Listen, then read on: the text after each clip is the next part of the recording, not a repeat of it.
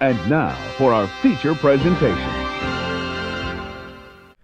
I was shocked to learn that Die Hard was a Christmas movie, and maybe I'm just dumb, but I was shocked to learn that Jaws takes place on July 4th.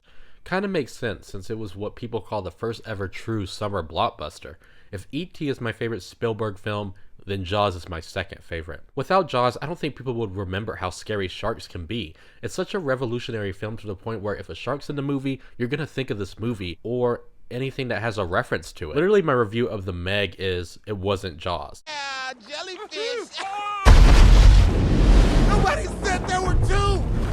How were they two? There's always a bigger fish. The camera work and the lack of the shark during the first act and second is intimidating and extremely suspenseful. Even though everyone knows what a shark looks like, the cinematography of this dangerous creature and the score is what kept people on their toes when the classic first premiered, even though they probably watched Jabberjaw like an hour ago. This movie also has my favorite use of the dolly zoom camera effect. A dolly zoom is an in-camera effect where you dolly towards or away from a subject while zooming in the opposite direction.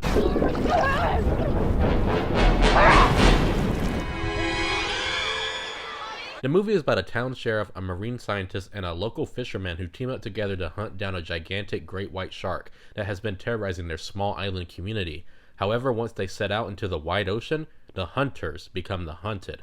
Spielberg's cast feels incredibly unique and they all give knockout performances. Roy Scheider, Richard Dreyfuss, and Robert Shaw. The actors provide so much depth in the roles they are given, it's deeper than the ocean.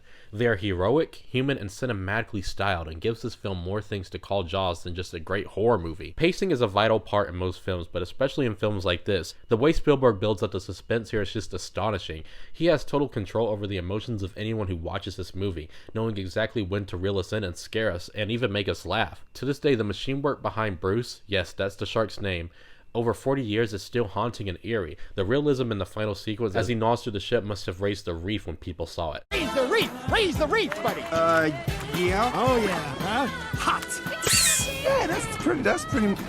Come on, Cabbage Patch! Whenever he devoured anything, it's undoubtedly terrifying, but who would think less of Spielberg and animatronics? It's a perfect match. Steven Spielberg brings absolute terror to his directing style in this film. The characters are extremely memorable. John Williams crafts one of the greatest musical scores of all time. You could play the first two notes of the Jaws theme and everybody would know what it is. Right! Jaws. Jaws is that shark movie. It's the one that everyone remembers.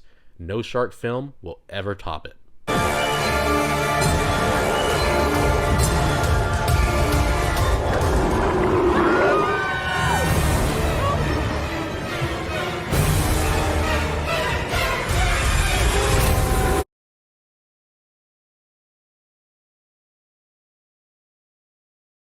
What the hell? So you better put your fresh new dance pants on. Raise the reef. What? Raise the reef. Get it up, raise it up. Raise the reef. What? Raise the reef. You're raising the reef beneath the funky waves. The fly fishes get shocked, so you better behave.